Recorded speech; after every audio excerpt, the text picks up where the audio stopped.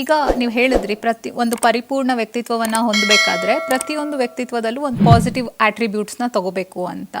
But ಈಗ ಒಂದು ವ್ಯಕ್ತಿತ್ವ ಅಂತ ಅಂದ್ರೆ ಬೈ ಬರ್ತ್ ಅಥವಾ ಬೈ ನೇಚರ್ ಬಂದಿರುತ್ತೆ. ಅದರಲ್ಲಿ ಚೇಂಜಸ್ ತರೋದಕ್ಕೆ ಸಾಧ್ಯ ಇದೆಯಾ? ಅದು ಎಷ್ಟು ಕಷ್ಟಕರ ಅಂತ? ಮೇಡಮ್, ನೀವು ಹೇಳ್ತಿರೋದು ಬೆಸ್ಟ್ ಕ್ವಾಲಿಟಿ ಅಂತ ಏನು ಹೇಳಿದ್ರಲ್ಲ, ಅದನ್ನು ನಾವು ಇಂಟೆಲಿಜೆನ್ಸ್ ಅಂತ ಕರಿತೀವಿ.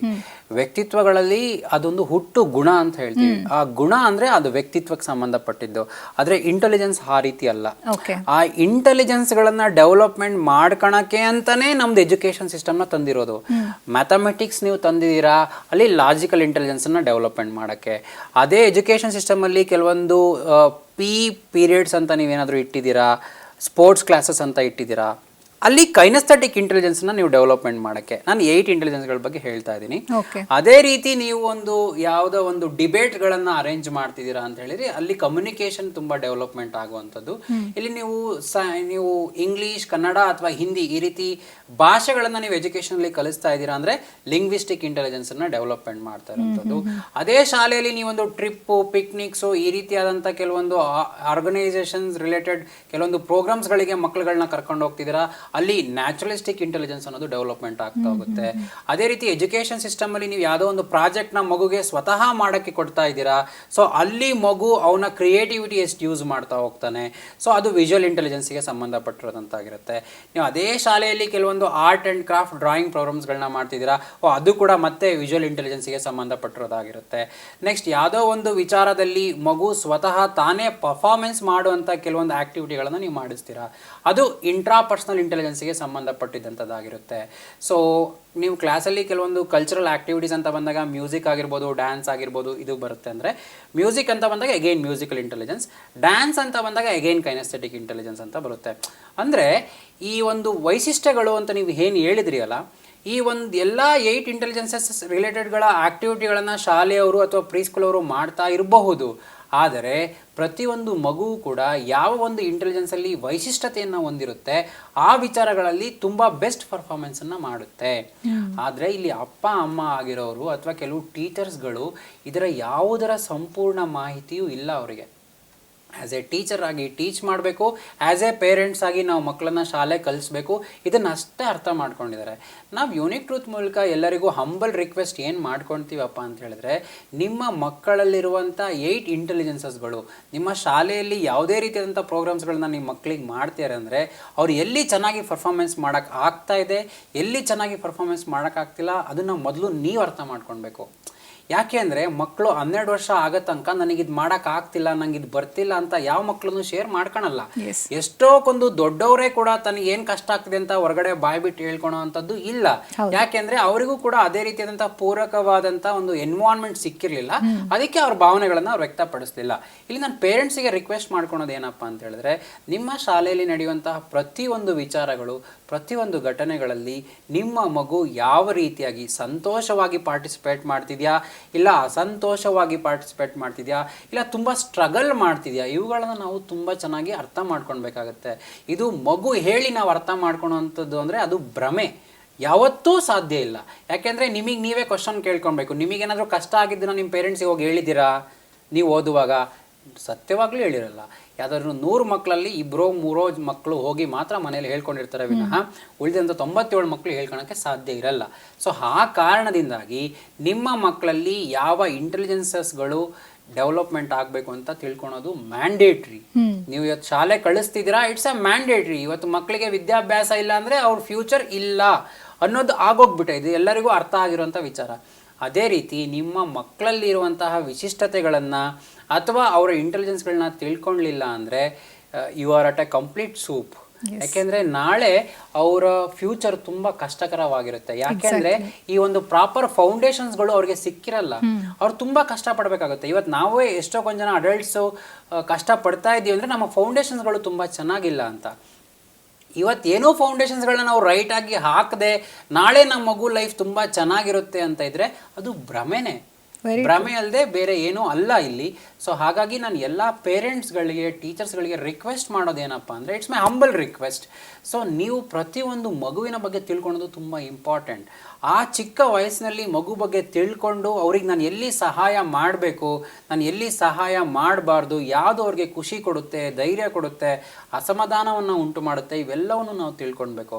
ನಾವು ಯೂನಿಕ್ ಟ್ರೂತಲ್ಲಿ ಏನು ಮಾಡ್ತಿದ್ದೀವಿ ಅಂದರೆ ಮೇಡಮ್, ಯಾರೆಲ್ಲ ಅಂದರೆ ಪೇರೆಂಟ್ಸ್ ಆಗಿರ್ಬೋದು, ಅಡಲ್ಟ್ಸ್ ಆಗಿರ್ಬೋದು, ಅಥವಾ ಎನಿ ಹೆಲ್ತ್ ರಿಲೇಟೆಡ್ ಪೀಪಲ್ ಇಶ್ಯೂಸ್ಗಳ ಜೊತೆ ಬಂದಿರ್ತಾರೆ, ಮಕ್ಕಳ ಡೆವಲಪ್ಮೆಂಟಿಗೋಸ್ಕರ ಬಂದಿರ್ತಾರೆ, ಇವರೆಲ್ಲರಿಗೂ ನಾವು ಬೆಸ್ಟ್ ರಿಸಲ್ಟ್ಸ್ ಯಾಕೆ ಕೊಡೋಕ್ಕಾಗ್ತಿದೆ ಅಂತ ಹೇಳಿದ್ರೆ, ಅವ್ರಿಗೆ ನಾವು ಏನು ಸರ್ವಿಸ್ ಮಾಡಿರ್ತೀವಿ ಕೌನ್ಸಿಲಿಂಗು, ಅದ್ರ ಜೊತೆಗೆ ಎವ್ರಿ ಥರ್ಸ್ಡೇ ನಾವು ಫ್ರೀ ಸೆಷನ್ಗಳನ್ನು ಅಟೆಂಡ್ ಕಂಡಕ್ಟ್ ಮಾಡ್ತಾ ಇದ್ದೀವಿ.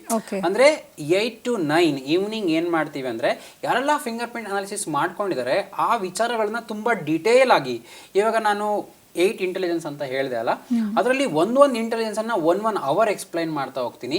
ಆ ಇಂಟೆಲಿಜೆನ್ಸ್ ಹಿಂದಿರುವಂತಹ ಎಲ್ಲ ಸ್ಟ್ರೆಂತ್ಗಳನ್ನು ಹೇಳ್ತೀನಿ, ಅದರಿಂದ ಇರುವಂತಹ ಎಲ್ಲ ವೀಕ್ನೆಸ್ಗಳನ್ನು ಹೇಳ್ತೀನಿ, ಮತ್ತು ಅವುಗಳನ್ನು ಡೆವಲಪ್ಮೆಂಟ್ ಮಾಡ್ಕೊಳಕ್ಕೆ ಬೇಕಾಗುವಂಥ ಕೆಲವು ಸೊಲ್ಯೂಷನ್ಸ್ಗಳನ್ನು ನಾವು ಕೊಡ್ತಾ ಹೋಗ್ತೀವಿ.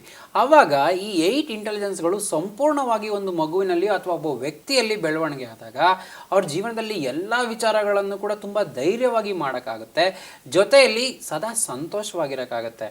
ಇವತ್ತು ಎಲ್ಲರೂ ನಾವು ಎಷ್ಟು ಟ್ರೈನಿಂಗ್ ಪ್ರೋಗ್ರಾಮ್ಸ್ಗಳನ್ನ ಮಾಡ್ತೀವಿ ಅಂದರೆ, ಕೆಲವೊಂದು ಫ್ರೀ ಸೆಮಿನಾರ್ಸ್ಗಳನ್ನು ನಾವು ಹೋಗಿ ಮಾಡ್ತೀವಿ. ಅಲ್ಲಿ ನಾವು ಕೇಳುವಂಥ ಒಂದು ಸಾಧಾರಣ ಕ್ವಶನ್ ಏನಪ್ಪ ಅಂದರೆ, ನೀವು ಸದಾ ಸಂತೋಷವಾಗಿರೋಕ್ಕೆ ಸಾಧ್ಯ ಇದೆಯಾ ಜೀವನದಲ್ಲಿ ಅಂತ ಕೇಳ್ತೀವಿ. Is really thing is possible to be happy all the time ಅಂತ. ಎಲ್ಲರೂ ಇಲ್ಲ ಅಂತ ಹೇಳ್ಬಿಡ್ತಾರೆ. 100 ಜನ ಇದ್ದಾರೆ ಅಂದರೆ, ಒಂದು 50 ಜನ ಇದ್ದಾರೆ ಅಂದರೆ 2-3 ಜನನೂ ಆಗುತ್ತೆ ಅಂತ ಹೇಳ್ತಾರೆ. ನಾವು ನೋಡಿರೋ ಪ್ರಕಾರ 1-2 ಅಷ್ಟೇ ಹೇಳ್ತಾ ಇದ್ದಾರೆ, ಉಳಿದರೆಲ್ಲ ಸದಾ ಸಂತೋಷವಾಗಿರೋಕ್ಕೆ ಸಾಧ್ಯನೇ ಇಲ್ಲ ಅಂತ ಹೇಳ್ತಾರೆ.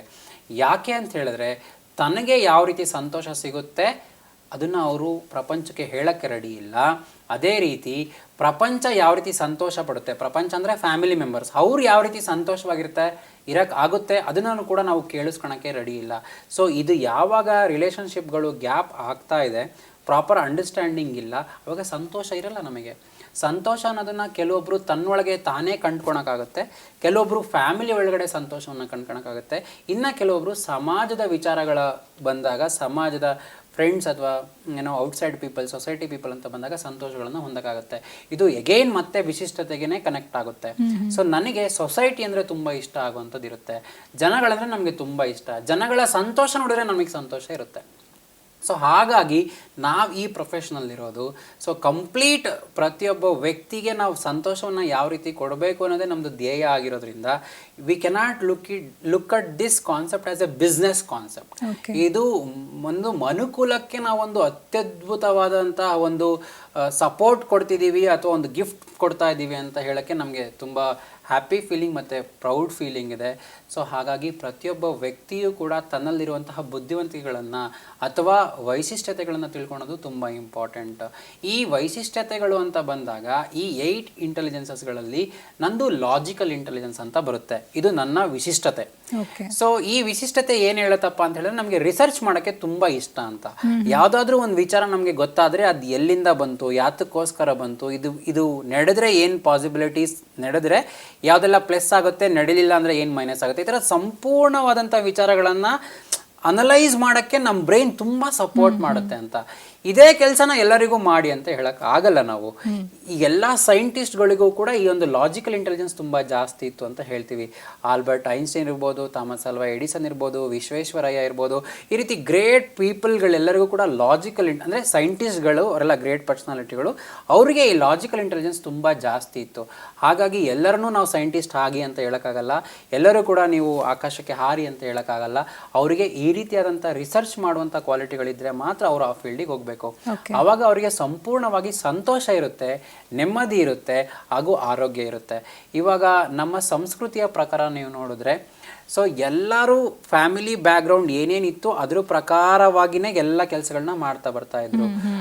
ಕ್ಷತ್ರಿಯರಿರ್ಬೋದು, ಕ್ಷೂದ್ರರಿರ್ಬೋದು, ಅಥವಾ ಬ್ರಾಹ್ಮಣ ಅಂತ ಇರ್ಬೋದು, ಇವ್ರುಗಳೆಲ್ಲರೂ ಕೂಡ ಅದೇ ರೀತಿಯಾದಂತಹ ಕೆರಿಯರ್ಗಳಲ್ಲೇ ಬರ್ತಾ ಇದ್ರು. ಅದಕ್ಕೆ ಎಲ್ಲರಿಗೂ ಆರೋಗ್ಯ ಇತ್ತು, ನೆಮ್ಮದಿ ಇತ್ತು, ಮತ್ತು ಸಂತೋಷನೂ ಇತ್ತು, ಲೈಫಲ್ಲಿ ಒಂದು ಬೆಳವಣಿಗೆನೂ ಕೂಡ ಇತ್ತು. ಆದರೆ ನಾವು ಪಾಶ್ಚಾತ್ಯ ಎಜುಕೇಷನ್ನಿಗೆ ಮಾರಿ ಹೋಗಿ ಅಲ್ಲಿ ನಮ್ಮ ಕೆಲವು ಆಸೆಗಳಿಂದ ನಾವು ಬೇರೆಯವ್ರ ಮೇಲೆ ಇನ್ಫ್ಲೂಯೆನ್ಸ್ ಆಗಿ ನಾನು ಅದಾಗಬೇಕು, ನಾನು ಇಂಜಿನಿಯರೇ ಆಗಬೇಕು, ಅಥವಾ ನಾನು ಡಾಕ್ಟ್ರೇ ಆಗಬೇಕು, ಅಥವಾ ನಾನು ಇನ್ನೊಂದೇ ಓದಬೇಕು ಅಂತ ಹೇಳಿ ಸ್ಪೋರ್ಟ್ಸಲ್ಲಿ ಕ್ಯಾಲಿಬರ್ ಇಲ್ಲ ಅಂತ ಹೇಳಿದ್ರು ಸ್ಪೋರ್ಟ್ಸಿಗೆ ಹೋಗಿ ಯಾರೋ ಒಬ್ಬ ಚೆನ್ನಾಗಿ ಪರ್ಫಾರ್ಮೆನ್ಸ್ ಮಾಡ್ತೇನೆ ಆ್ಯಕ್ಟಿಂಗ್ ಅಂತೇಳಿ ನಾನು ಆ್ಯಕ್ಟಿಂಗ್ ಮಾಡೋಕ್ಕೆ ಹೋಗಿ ಸೊ ನಮ್ಮ ಲೈಫನ್ನ ನಾವು ತುಂಬ ಗೊಂದಲಕ್ಕೀಡು ಮಾಡ್ಕೊಂಡಿದ್ದೀವಿ. ನಾವು ಗೊಂದಲಕ್ಕೀಡು ಮಾಡ್ಕೊಂಡಾಗ ನಮಗೆ ಕಾನ್ಫಿಡೆನ್ಸ್ ಇರಲ್ಲ. ಕಾನ್ಫಿಡೆನ್ಸ್ ಇಲ್ಲ ಅಂತಾದಾಗ ನಮ್ಮ ಲೈಫಲ್ಲಿ ನಾವು ಏನೂ ಮಾಡೋಕ್ಕಾಗಲ್ಲ. ಸೊ ಹಾಗಾಗಿ ಆತ್ಮಸ್ಥೈರ್ಯ ಅನ್ನೋದು ತುಂಬ ಇಂಪಾರ್ಟೆಂಟ್. ಆತ್ಮಸ್ಥೈರ್ಯ ಅನ್ನೋದು ಪ್ರತಿಯೊಬ್ಬ ವ್ಯಕ್ತಿಗೆ ವೃದ್ಧಿ ಆಗಬೇಕಪ್ಪ ಅಂದರೆ ಅವನು ಇಷ್ಟಪಡುವ ಕೆಲಸಗಳನ್ನೇ ಮಾಡಬೇಕು. ಅವನು ಇಷ್ಟಪಡೋದು ಏನು ಅಂತ ನಮಗೆ ಹೆಂಗೆ ಗೊತ್ತಾಗುತ್ತೆ? ಸೊ ಅವರ ಇಂಟೆಲಿಜೆನ್ಸ್ಗಳ ಮೂಲಕ ಗೊತ್ತಾಗುತ್ತೆ, ಅವರ ವಿಶಿಷ್ಟತೆಯ ಅನುಗುಣವಾಗಿ ಗೊತ್ತಾಗುತ್ತೆ. ಆ ಇಂಟೆಲಿಜೆನ್ಸ್ಗಳನ್ನು ಹೆಂಗೆ ತಿಳ್ಕೊಳ್ಬೋದು? ನಾವು ಫಿಂಗರ್ ಪ್ರಿಂಟ್ ಅನಾಲಿಸಿಸ್ ಮೂಲಕನೇ ತಿಳ್ಕೊಳಕ್ಕಾಗತ್ತೆ. ಇದನ್ನು ತಿಳ್ಕೊಂಡಾಗ ನಾವು ಎಲ್ಲ ಲೈಫಲ್ಲಿರುವಂತಹ ಆಸ್ಪೆಕ್ಟ್ಗಳನ್ನು ಕೂಡ ಬೆಸ್ಟಾಗಿ ಹ್ಯಾಂಡಲ್ ಮಾಡುವಂಥದ್ದು ಸರ್ವೇ ಸಾಧಾರಣವಾಗಿಬಿಡುತ್ತೆ. ಸರ್, ಇಷ್ಟೆಲ್ಲ ಮಾಹಿತಿಯನ್ನು ಕೊಟ್ಟದಕ್ಕೆ, ಇಷ್ಟೆಲ್ಲ ವಿಚಾರಗಳನ್ನು ತಿಳಿಸ್ಕೊಟ್ಟದಕ್ಕೆ, ಹಾಗೆ ಕಾರ್ಯಕ್ರಮಕ್ಕೆ ಬಂದಿದ್ದಕ್ಕೆ ಧನ್ಯವಾದ.